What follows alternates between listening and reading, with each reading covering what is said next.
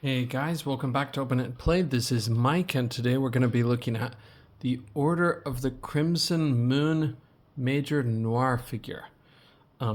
This is another one by Fresh Monkey Fiction and Big Bad Workshop, and this is another one that is depicting basically the Red Shadows.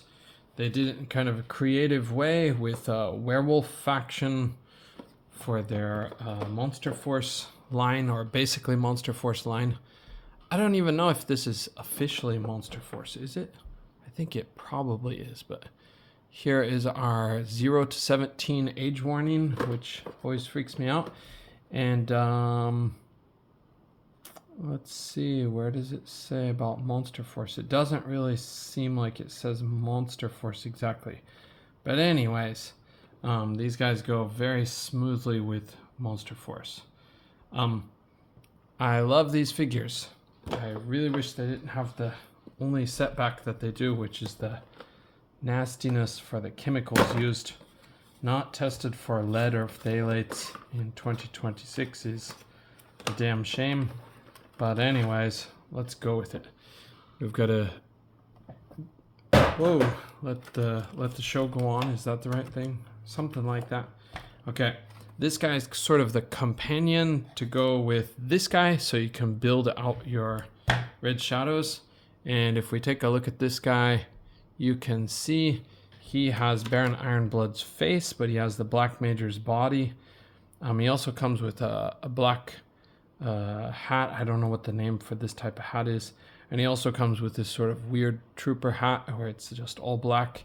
And he also comes with a werewolf head, which we will be talking about for a little bit.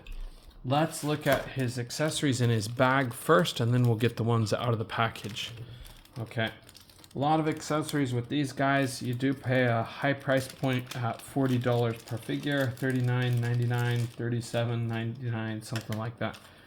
But they kind of cost out the wazoo, but you do get a lot of accessories. And my camera will not focus on my hand. There we go. The Order of the Crimson Moon. Okay, that's the stand. And we have this little bag of goodies. And I believe these should all be the correct things for what he came with. It's kind of tricky because I sort of opened this guy, mixed up the things, but this should be the things that he comes with. Okay, let's take a look at, we've got a knife. Sorry, I'm going to get this to focus on these. Okay, we've got a knife right off the bat. It's nicely painted. At least I think it's paint. Yeah, it seems to be paint. Okay, it's a nice little blade. We have a knife, which is a nice little blade. I hope that these are the right accessories for this guy. If I accidentally bagged something with another guy, I'm sorry. I did open these guys in advance. We have a couple of werewolf hands, since this is the Order of the Crimson Moon. These are very nicely painted, unlike the head sculpt, which we'll see soon. We have another couple of werewolf hands. These are like trigger finger hands, basically, for our werewolves. They could be gripping something else, but they do sort of have a trigger finger. Again, the paint is awesome. We have tons of human hands, but before we get to those, we have a smoke effect for our gun. Okay. And the hands, we've got the open palm hands with the horizontal hinge. They look like that. They are gloved hands. And we have our two gripping hands, which are horizontally hinged also. Yes, horizontally hinged. Okay. Again, with the Crimson Moon, guys, you do have to worry about the paint chippage when you move these joints. I don't know why they didn't use flat black plastic, but I think they added a little bit of paint detail to everything. So they may be in just plastic, black plastic, but I'm not positive. Okay, and then we have these fists, which look nice. And we come with a pointing hand, since this guy could be a commander type officer. Okay, commander type dealy bopper. Okay, then moving on, we've got this gun. Kind of looks like a a futuristic Mauser a little bit or something like that. The clip is removable, but it does come out very easily, so you might want to watch that. I almost lost mine a couple of times where it fell on the floor, had to find it before vacuuming. Okay, and then we have this little blast effect for our gun.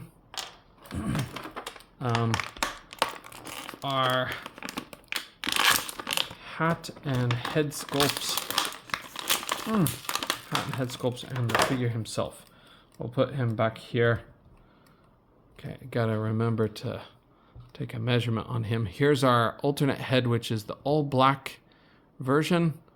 He's got his scary logo up there. And wow, is that a ding out of mine? This appears to be a big splotch or something. I don't know what this is. Maybe the rubbed off, but I'm not sure if I can get that off or not with a little bit of polishing. It looks like mine has a big ding in it here. That's kind of a bummer, but I'm also not planning to use this head. So, okay, there's the hat that we talked about earlier. Looks okay. All right, and here is our hilarious werewolf thing. So most of these guys I've been very impressed with. The quality is there as far as like the level of detail and stuff. These guys are impressive, but the phthalates thing that I told you about, that is the biggest drawback. Now this is the second biggest goof up that I've ever seen. I mean, for this figure line. Now this guy is supposed to be a werewolf head. He's got his teeth here. And in the front, they opted to only paint 2 of the teeth. So he's got solid teeth here. And for some reason, only 2 of them are painted here. And then he's got solid teeth here.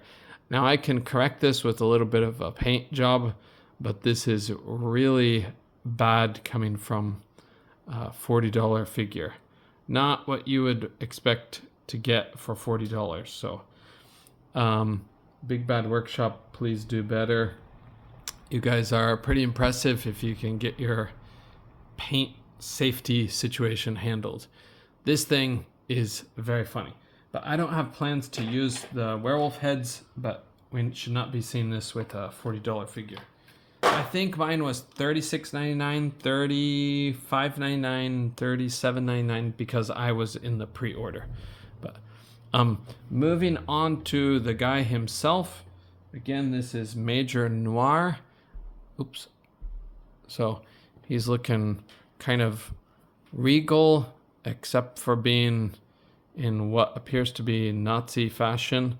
These guys are modeled closely after the Nazis, so they're sort of like perfect bad guys for a British science fiction story. You've got some paint chippage. I got a little bit of red paint here. I don't know where that came from exactly, but yeah, anyways, this guy is decked out in black and red. It reminds me of the Kellhounds from Battletech, but the Kellhounds didn't look this fascistic. So, but it does look like bad guys. So, for his head, mine is feeling a little bit loose, but that's also because I've given this guy a bit of a workout. I've popped off his head and popped it on and popped it off and popped it on, popped it off, popped it off and popped it on, because I did manage to switch these and make the sort of Red Shadows version at home before I actually did this review. But anyways, let's move on to his articulation. So with his head and neck, he does have a lot of good options. You got a hinge with a ball peg, so he can look up a lot, he can look down a lot. The looseness in the head is a bit concerning, but like I said, I did give this guy a bit of a workout, so mine should be a bit loose by now. Okay, I've popped this off more times than I can remember. So, okay, as far as his shoulders go, he can go up that far to the side, all the way around. Of course, There's a butterfly joint in there, so you get a little bit of extra options for the posability. His bicep is a very tight, rubbery feeling, but it does go all the way around. His double jointed pinless elbows will get you that far, so plenty. His trigger finger hands do have a vertical hinge for both, and they do swivel also, so all right.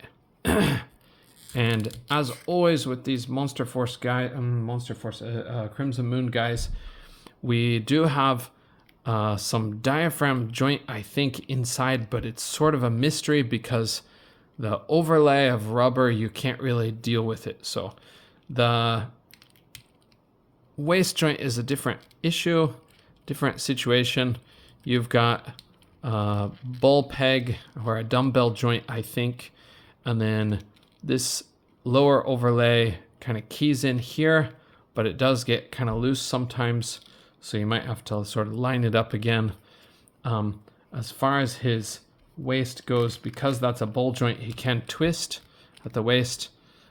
His legs will kick up quite high, but he does have this massive jacket, so you might want to watch that. It might crack if you keep it that way. He does have a thigh cut in here, which works. It is quite tight. His legs will go out to the sides that far, so that's good. He does have drop down hips like all of these guys. Okay, and legs will kick back a long ways, but his jacket is going to get in the way. You can't get him into a running pose like that. Okay, those are double jointed pinless knees. He does have a boot cut, which works very well. His ankles will go back quite far and forward quite far also. Seems to be a bit better than my other guy, Mr. Iron Moon, I think his name was, Count Iron Moon. So do have a little bit more posability as far as the way mine is moving, at least. Okay. And to get a measurement on this guy, and then we'll get out of here, he is standing at, just a second, he's standing at just about just over 6¼ inches. So it's about 16 centimeters, darn near exactly. Okay. Yeah. And I'll put his hat on just so you can see what that guy looks like. What he looks like that way, I should say. Hat is made of a soft, rubbery plastic, so it will go on very easily. Okay. And of course, you can kind of goof around with it if you want to make it look a little bit silly, and if this would stay focused. So I'm not sure, but this guy sort of just a little bit looks like Sean Connery, doesn't he? Just a little bit.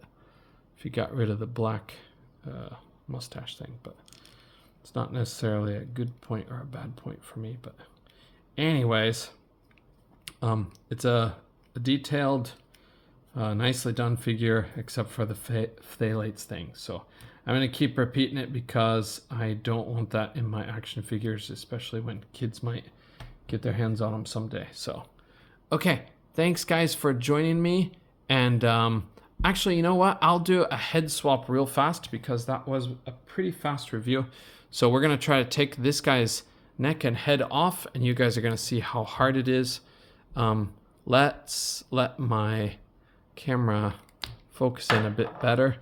Now this is really hard to pop off, and the cooler the temperature in your room, the harder it is to do. Oh, I got it. Whew, that is hard. Okay. Mine's had a bit of a workout because it has been popped on and off and on and off. But sometimes I couldn't get it to come off, so I had to give up.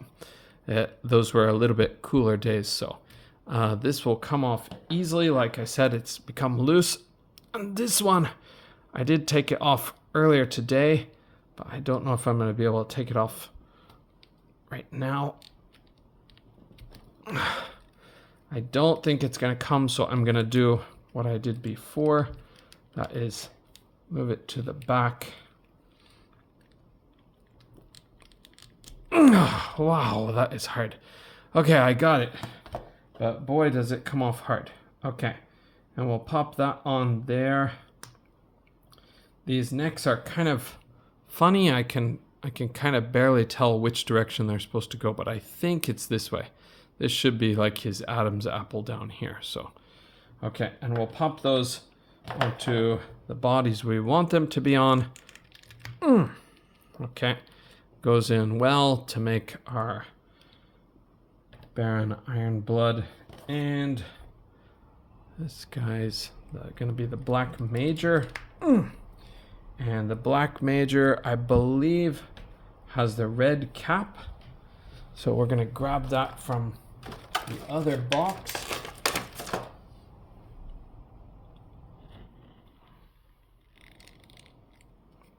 Okay. So that is the two of them. Oops. That is the two of them side by side. Okay.